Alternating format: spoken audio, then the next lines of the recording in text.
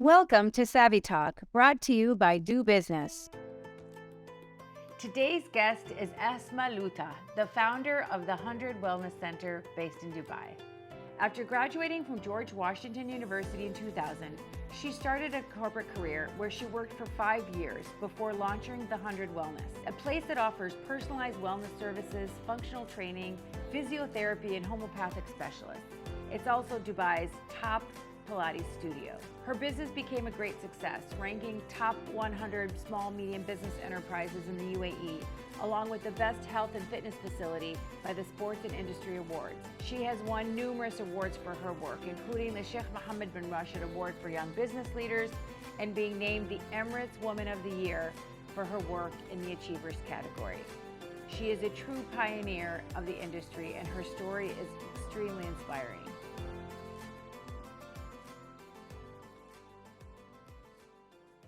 Asma, welcome to an episode of Inspiring Growth. I'm so honored to have you on the show today. Thank you so much. The honor is mine, honestly. Ramadan Kareem. Shukran. Ramadan Kareem. How has your Ramadan been so far? Well, to be very honest, I started with a cold and flu. So this is my second day fasting. I was a bit sick, so it's been good. It's good. Alhamdulillah. I hope you're feeling better. What we're here today to talk about in the spirit of wellness and feeling good is your company and the business that you built, which is actually an icon of Dubai. Anybody who comes to Dubai knows about the 100 Wellness Center. So I wanted hear a little bit about your story. And what does the 100 Wellness Center do, like in one sentence? Can you tell us who you are and what you do? So I started the business in 2008. It started as a Pilates studio. It was called the 100 Pilates Studio in Dubai Healthcare City. Yeah. And then in 2014, it evolved to the 100 Wellness Center. So you were in a corporate job, you did Pilates, you said it changed your life. Yeah, so I worked for 4 years in the engineering department. But at that time, my sister started practicing Pilates and she told me, Asma, I started this thing, it's called Pilates. At that time, you know, the spelling is Pilaets. Yes. So she said, why don't you go and try it? And honestly, it was one of the things that changed my life. I think part of it because the teacher was absolutely amazing and I was with a group of people and it was something that I looked forward to. It made me happy. After 4 years in my corporate job, I was trying to find who I am. I was honestly lost. I remember I bought a book. It's called Do What You Are. It's not like that book changed my life, but I was trying to understand who I am. So it had a lot of personality tests in it. So it gave me a guide of who I am. So I said, you know what, I'm gonna just transfer from the engineering to the marketing department. I said, I'm more creative, let me see how it goes. But at that time, all I knew that I really wanted to be my own boss. I'm not a person that, you know, I just can't come from 9 to 6 or for a precise time. And I said, okay, I want to be my own boss then. I want to open my own business. But what's going to be my business? So I kept exploring. I was in a self-discovery phase. After the re-entry shock and going through the self-discovery phase, I identified 3 questions. I want to open something. Of course, I want to be my own boss, so I want to open my own business and something that I love, something that's going to give back, and something that is connected to my purpose in life. So the place I was practicing in at that time decided they want to close down. Like now when I look back at the story and I connect the dots, it's like, you know, like everything happened in the right time. So it was like the spark of a match. You know, I knew it right there now and then. I submitted my resignation without a notice, which is as crazy as it might sound, but it's just there is an inner voice there's an inner voice inside of me, and I think it's inside a lot of entrepreneurs. And I just left my job, and I began looking for a place to rent, for a studio. It was during the boom. It was really crazy. Being a woman, people didn't take me seriously.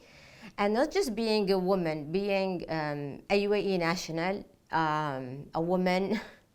So I remember I had another person calling on my behalf to inquire for the prices.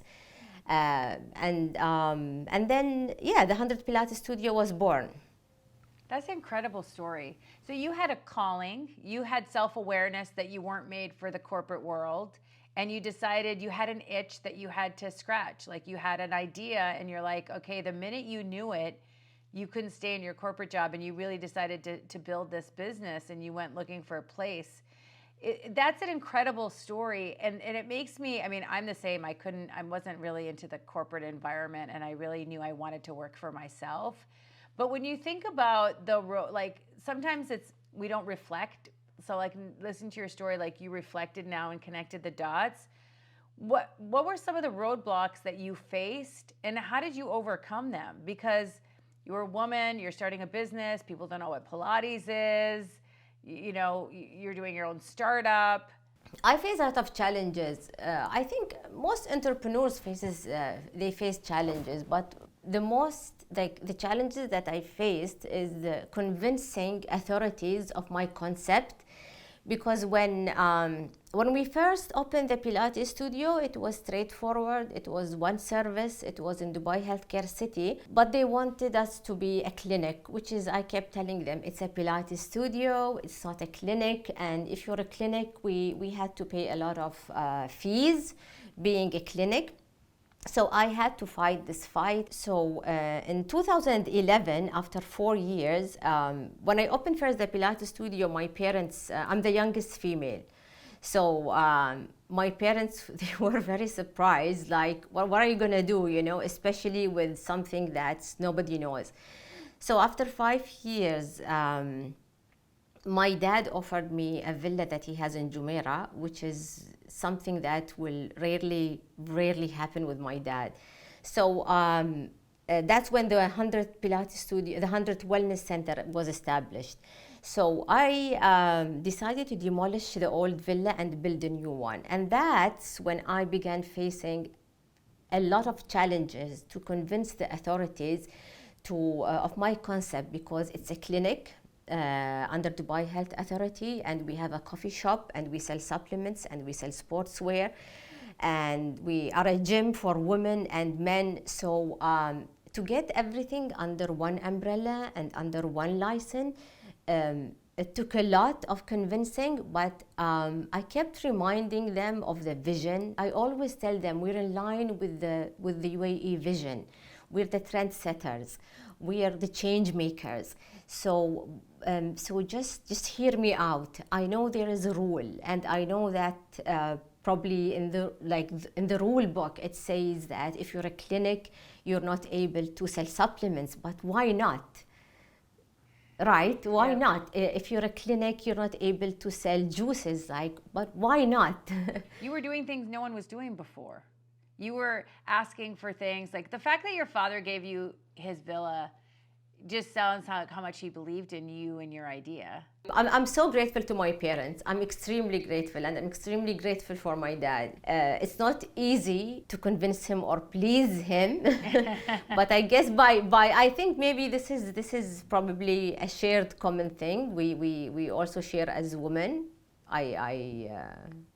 Maybe Arab women, I don't know.